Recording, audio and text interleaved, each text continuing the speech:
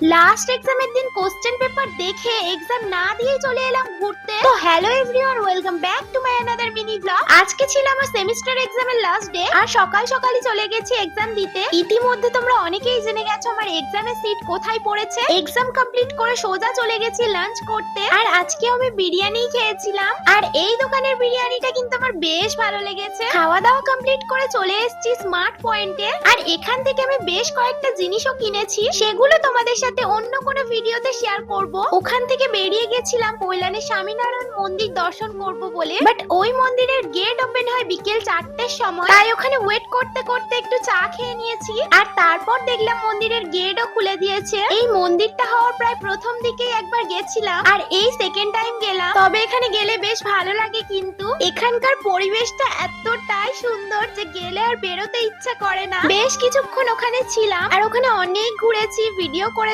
Photo তুলেছি, আর মন্দিরটা ঘুরতে ঘুরতে কখন যে সন্ধ্যা হয়ে গেল বুঝতেই পারিনি। আর এখানে দেখো আমি মন্দিরটার ভিডিও করছি বলে সব লাইটস গুলো অন করে দিয়েছে। বেরিয়ে আবারও একটু টি ব্রেক নিয়ে নিয়েছি, তারপর একদম রেডি হয়ে গেছি, কারণ এবার বাড়ি ফিরতে হবে। আর দেখতে দেখতে ডায়মন্ড হারবারে চলে এসেছি। যেখানেই যায় না কেন মন কিন্তু এখানেই পড়ে থাকে। তো আজকে আমার মিনি ব্লগটা তোমাদের সবার কেমন লাগলো কমেন্ট করে অবশ্যই জানিও।